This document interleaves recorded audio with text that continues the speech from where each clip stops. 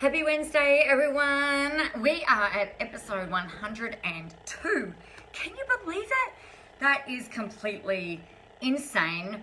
And not to mention all of the Tuesday episodes that we do as well. So really pumped and thrilled for those of you who are going to be joining on live, because there's no one on just yet, which is really awkward. And for those of you who are joining us and catching the replay or joining throughout this episode, welcome. Happy Wednesday.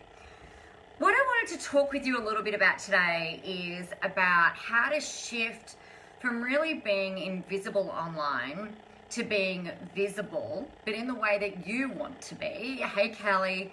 And then what happens from there? Because a lot of people, this shift where we go from, kind of dreaming, having this idea about how we want to be seen, how we want to do what it is that we do online, to actually shifting up and over to really being visible, kind of owning your space, really being seen can be a really big kind of transition. And it is just that, actually. It really is a transition. But then what?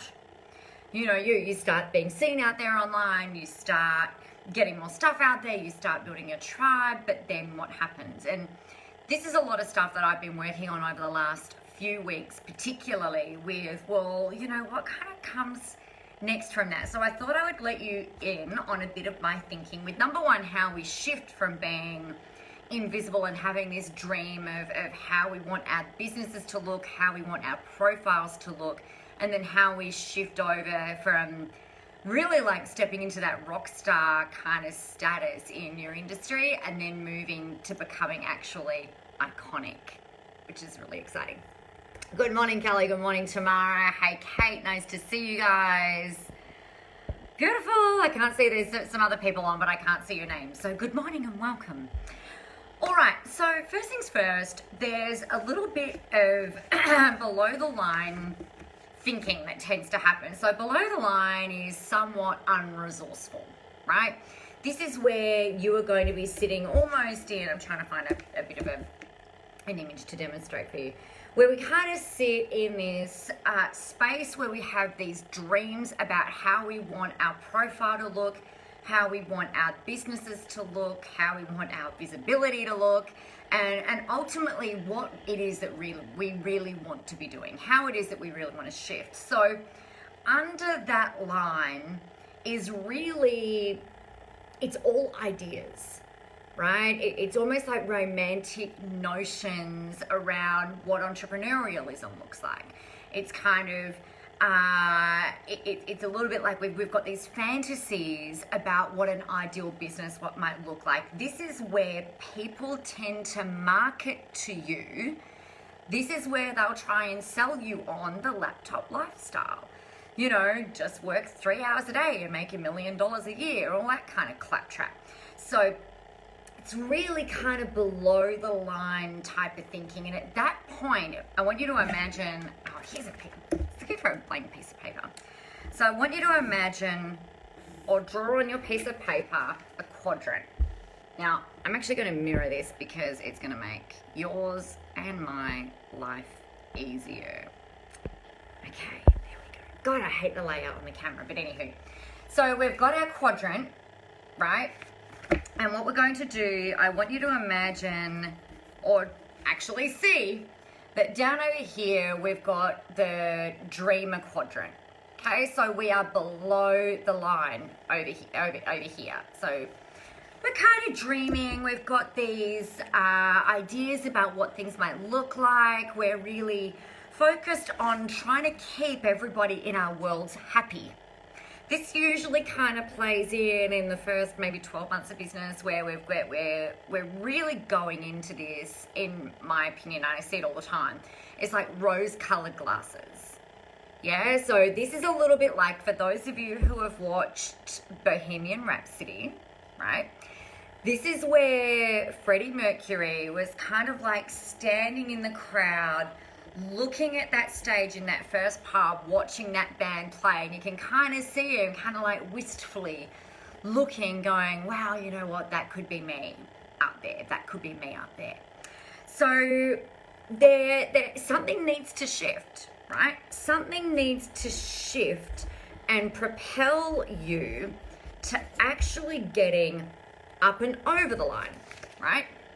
So here we go from dreamer, and I like to call this section up here busker, right? So this is where you're kind of playing pub gigs, you're really focusing on kind of like being everywhere, but there's not necessarily strategy. You're really hoping for a big break. You're hoping to be noticed, right? So this is kind of where you're on a mission, you know, so you've really kind of stepped into that warrior type of mode. It's like you've got things to do, you're getting out there, you're busking on the streets, you're playing in clubs, you're taking every gig. It doesn't matter how much they're paying or not paying, you're just focused on kind of like being everywhere, but without any real kind of strategy. But your presence is increasing. You are moving up into thinking about the audience that you're serving, right? So the pub gigs and things like that, you're starting to build a little bit of community, because if you're always playing those types of gigs, then people are going to come back, they'll start to know your name a little bit more, but it's really not particularly strategic, right? You with me, everybody? Hope this is making sense. So this down here, this is where over here we're really invisible. Now we're starting to move up to being a little bit more visible over here, right? But then what happens is something like, we don't really want to be busking forever. Well, I don't know about you. I wouldn't want to be busking forever, to be honest, because, you know, it's hard work and it doesn't pay particularly well, and you're kind of at the mercy of everybody else's stuff. So what we want to look at doing is, well, how can we now strategically shift over to here, where we're really owning our rock star status, okay? So this is when we start to look at positioning. This is when we start to look at the platforms. This is when we really start to communicate and talk, where over here you're probably doing a lot of covers, right? You're talking about a lot of other people's stuff, whereas over here it's more about you sharing your intellectual property, your thinking, your thoughts, things like that. So then what happens?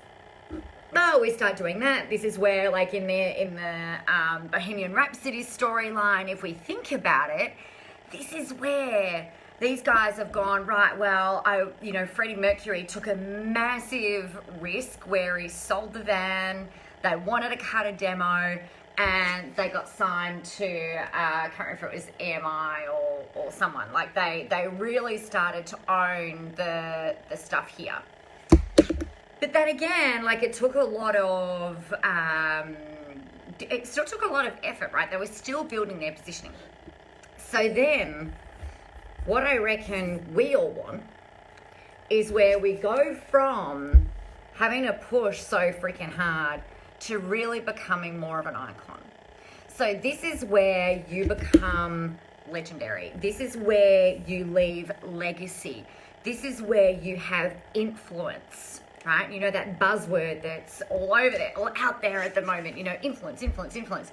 So this is where, up over here, this is where that happens, right? But the only way that you can get over here is by kind of like dropping back over here, doing some of that hard work again, which is really that inner thinking, that being prepared to throw yourself out there. So we go below the line from being a dreamer to then getting out there and busking, you know, instead of just singing in the shower all the time and not really putting ourselves out there and worrying about what everybody else thinks, and everybody, man and his freaking dog has got an opinion about what you should do and how you should do it, and they give you unsolicited feedback, and, you know, well, I wouldn't do it that way, you know, which really rocks your confidence, to deciding there's a moment where you need to decide, as like, you know what, well, screw it, I'm going to do it anyway.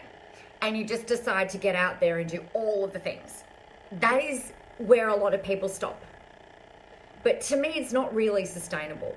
So you've really got to make that choice to kind of pull back a little bit, come back below the line, in terms of the amount of activity that you're doing out there, and really think strategically about how being down here is going to help you get up to over here.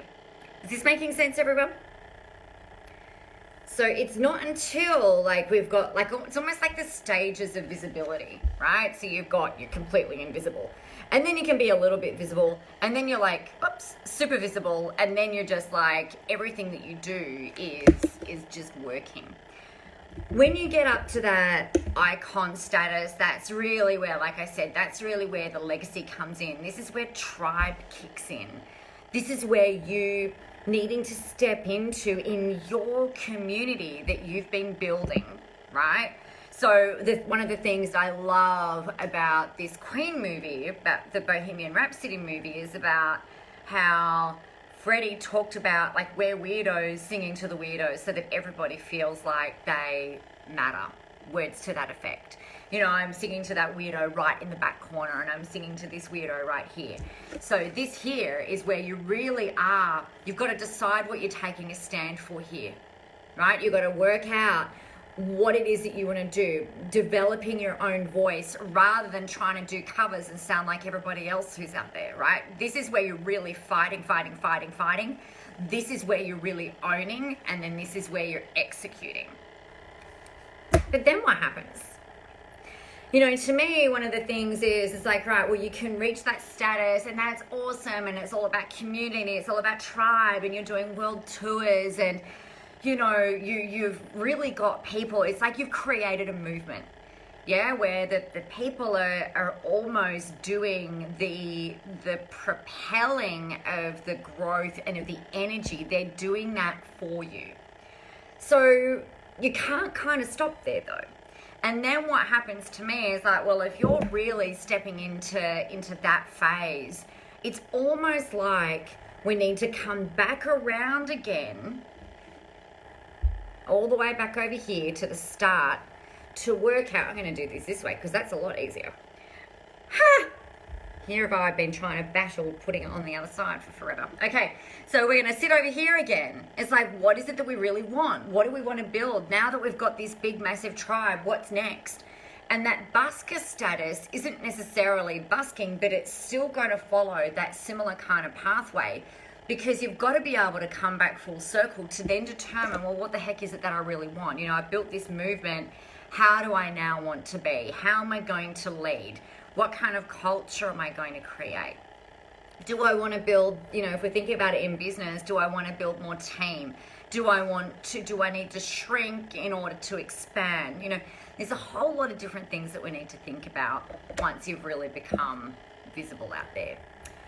So that's really what I wanted to share with you guys today. And I guess like over here, just to put this into social media, digital marketing, concepts. Over here, you're just sort of like looking at all the competition, going, oh yeah, you know, that's all really great, and you're not really doing anything online.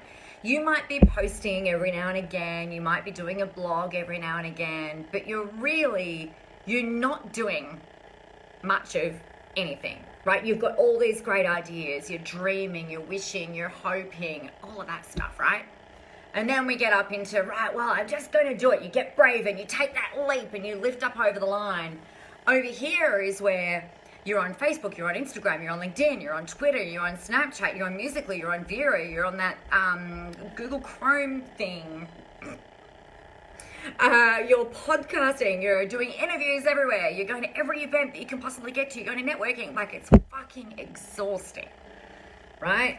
You haven't really created the time and the space to really develop your own thinking and your thoughts around how you're going to use this visibility now.